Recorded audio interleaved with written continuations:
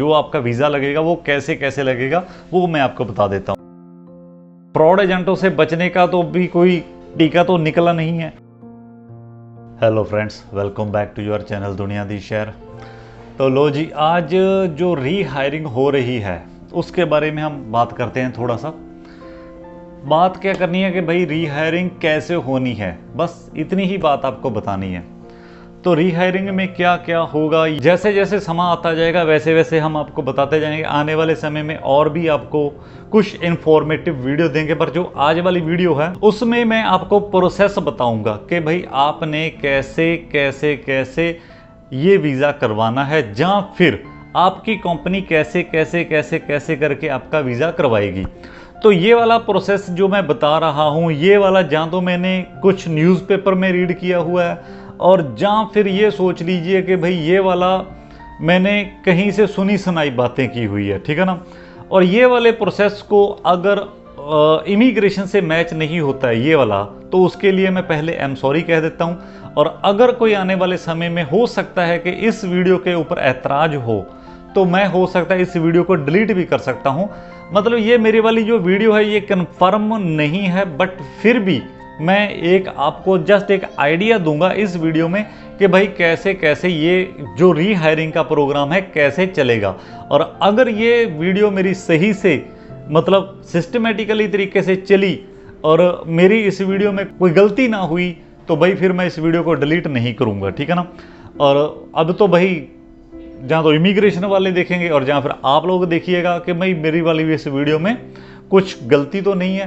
तो साथ के साथ मैं आपको यहाँ पे एक चार्ट बनाता जाऊँगा और वहाँ पे आप देखते जाइएगा। अभी रुकिए, अब बात करते हैं कि भाई इसमें वीज़ा कौन कौन करवा सकता है। ये थोड़ा सा इंटरेस्टिंग टॉपिक है। तो सबसे पहले तो भाई जो अभी इन्होंने किया है, ओपन किया हुआ है, वो 15 देश है। वो आप लिस्ट के ऊपर देख सकते हैं, बोलने की जरूरत नहीं है। इंडिया, पाकिस्तान, बांग्लादेश तो है ही है इसमें। और उसके बाद आता है जिसके ऊपर कोई भी क्रिमिनल केस नहीं है वो करवा सकता है। और जहाँ फिर जो ब्लैक लिस्ट नहीं है मलेशिया इमिग्रेशन से, मतलब कि जैसे 2018 में ओपन हुए थे बंदे, तो वहाँ से वो चले गए थे, उसके बाद फिर वापस आ गए थे, वो नहीं है। बॉर्डर क्रॉस करके वो भी नहीं है। जो इमिग्रेशन ने ब्लॉक लिस्ट कर दी है, ब्लैक लिस्ट कर दी है, वो भी नहीं हो सकते। और जिनका रिकॉर्ड पहले इमिग्रेशन में बोल रहा है किसी गलत तरीके से, वो भी नहीं कर सकते इसमें अप्लाई। और आपके पासपोर्ट की वैलिडिटी मिनिमम टू मिनिमम 18 महीने होनी चाहिए। और एज होनी चाहिए आपकी 18 साल से लेके 45 साल।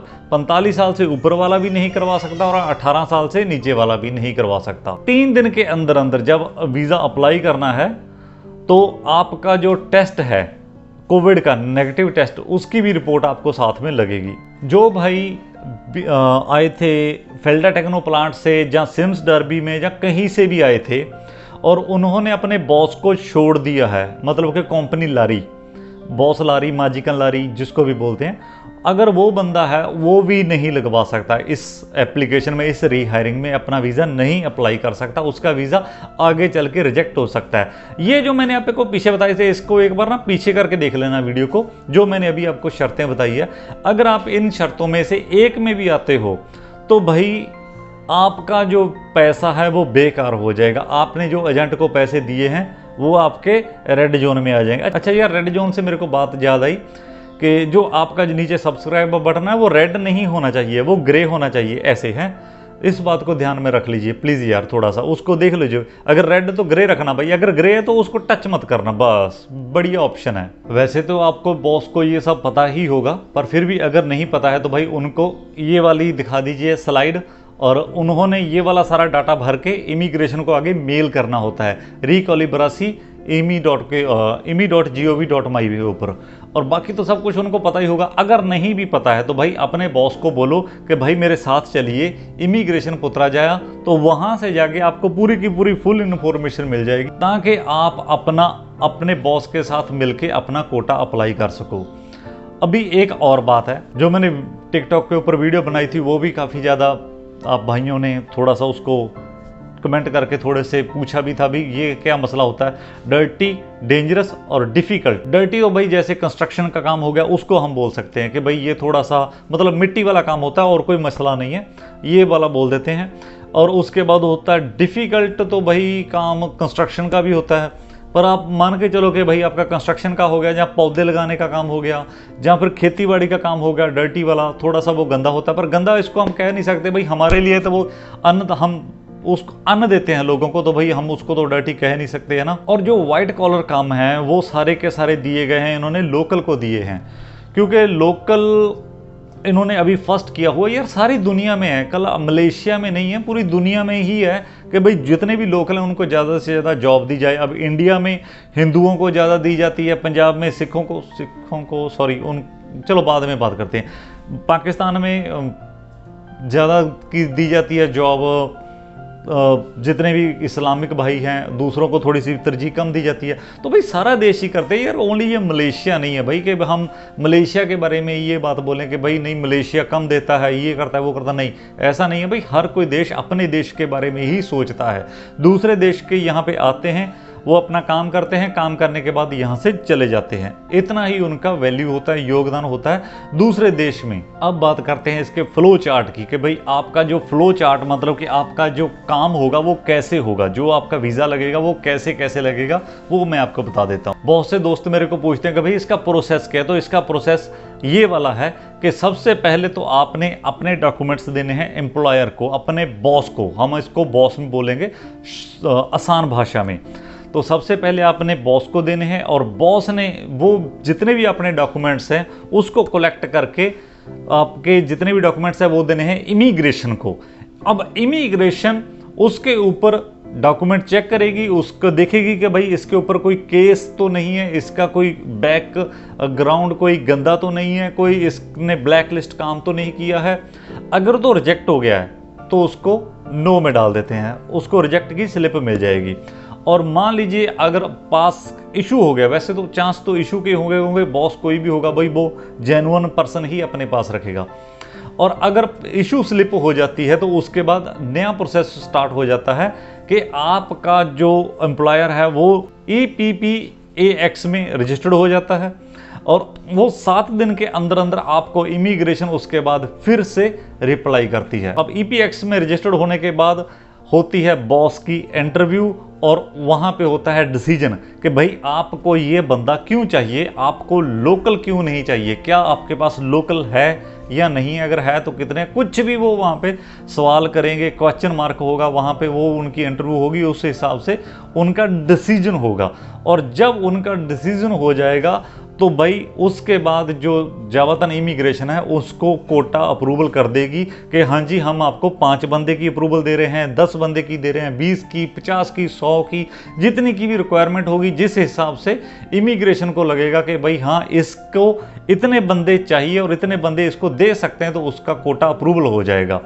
अब कोटा अप्रूवल होने के बाद होगा कि जो कंपाउंड पे करना पड़ेगा बॉस को, आपसे पहले पेमेंट लेंगे, आपने तो एडवांस में दे ही रखी होगी बॉस को, है ना, तो वो वाली पेमेंट कंपाउंड 1500 रिंगट आपका वो बॉस आगे इमिग्रेशन को जमा करवाएगा।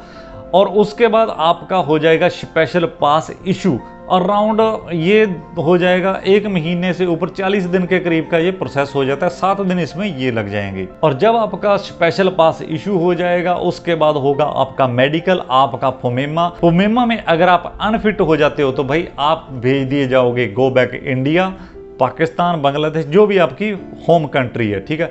और मान लीजिए आपका सक्सेसफुल हो जाए इंशाल्लाह, जहाँ वाहिगुरु मेहर करे रब करे, आपका हो जाए, पास हो जाए। और जब आपका फुमेमा पास हो जाएगा, पास होने के बाद आपने उतारनी है लेवी फीस आपने दे देनी है सरकार को, जो भी होगी आपके सेक्टर के हिसाब से, मैन्युफैक्चरिंग है, कंस्ट्रक्शन है, प्लांटेशन है, जो भी है आपका, आपने उस हिसाब से दे देनी है लेवी फीस।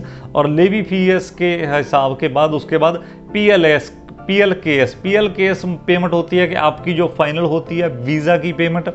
और उसके बाद जब आपका वीज़ा ऑनलाइन हो जाएगा उसके बाद आपको स्टिकर मिल जाएगा। आसान भाषा में समझा दिया है मैंने आपको, पर ये वाला जो प्रोसेस है ये वाला इतना भी आसान नहीं है, मतलब बोलने को तो हम आसानी में बोल सकते हैं आसानी से, पर ये प्रोसेस इतना आसान नहीं है।